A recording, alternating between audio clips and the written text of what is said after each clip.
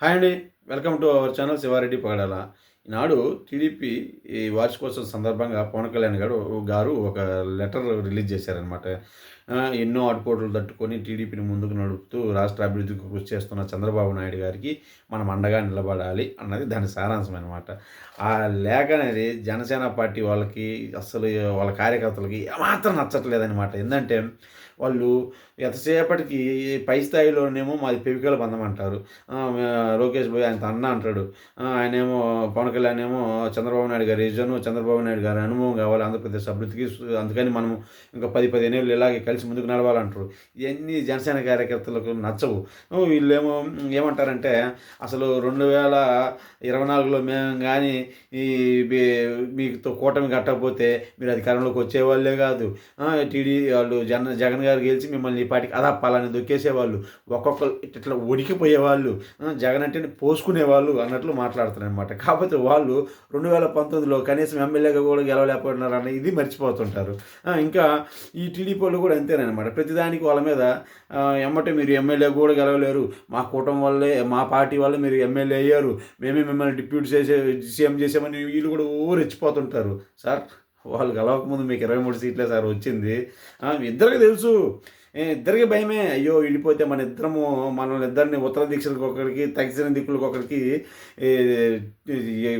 బెదర కొడతారు, ఉరికిచ్చి కొడతారు. అవతల ఉన్న వాళ్ళని తెలుసు అనమాట. అవతల ఉన్న ఆయన సామాన్యుడు కాదని తెలుసు, అవతల ఉన్న ఆయన పెద్ద బలమైన లీడర్ అని తెలుసు, ఆయన మాస్ పవర్ తెలుసు, ఆయన 40% ఓటు బ్యాంక్ ఉన్న సంగతి తెలుసు. కాకపోతే వీళ్ళకి మాత్రం వీళ్ళిద్దరూ ఒకళ్ళ జాబులు ఒకళ్ళు కొట్టుకుంటూ చరుచుకుంటూ ఉంటారు. ఎట్లా ఉంటుందంటే వాళ్ళ పరిస్థితి 3 పిల్లల మాదిరిగా రోజంతా కొట్టుకుంటారు.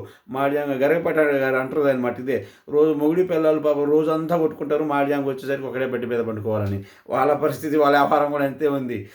ఎలక్షన్లో అధికారంలో ఉన్న 5 ఏళ్ళు మా వాళ్ళే మీరు గెలిచారు, మీ వల్లే మేము గెలిచారు, మా వాళ్ళే మీరు ఎమ్మెల్యే అయ్యారు అంటే మా వాళ్ళే మీరు అధికారంలోకి వచ్చారు అని ఒకరికొకరు దుమ్మెత్తి పోసుకోవడమే సరిపోయింది.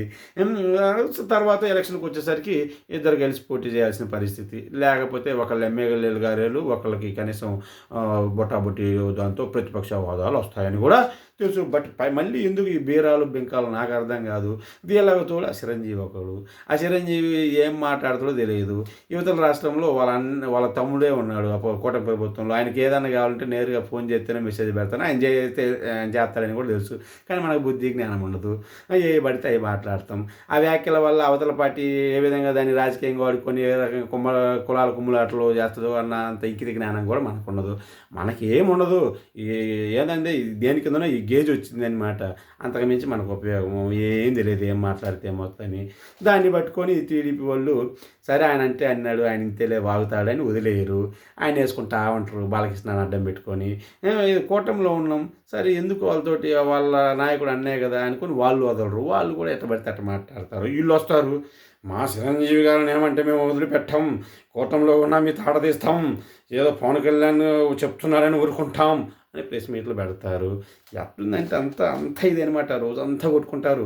ఎలక్షన్కి మాత్రం కలిసి ఒకే బెడ్ మీద సంసారం చేస్తారు. ఎందుకంటే మాకు భయం సార్, మేము విడివిడిగా పోటీ చేస్తే మేము గెలవలేం సార్, మేము ఎమ్మెల్యేలో కూడా కాలేం సార్ అన్నది వాళ్ళకి తెలుసు. ఇవన్నీ తెలిసినప్పుడు ఎందుకు ఇదంతా? తెలుసు కదా మన మన కెపాసిటీ ఏందో, మన వ్యవహారం ఏందో తెలుసు కదా.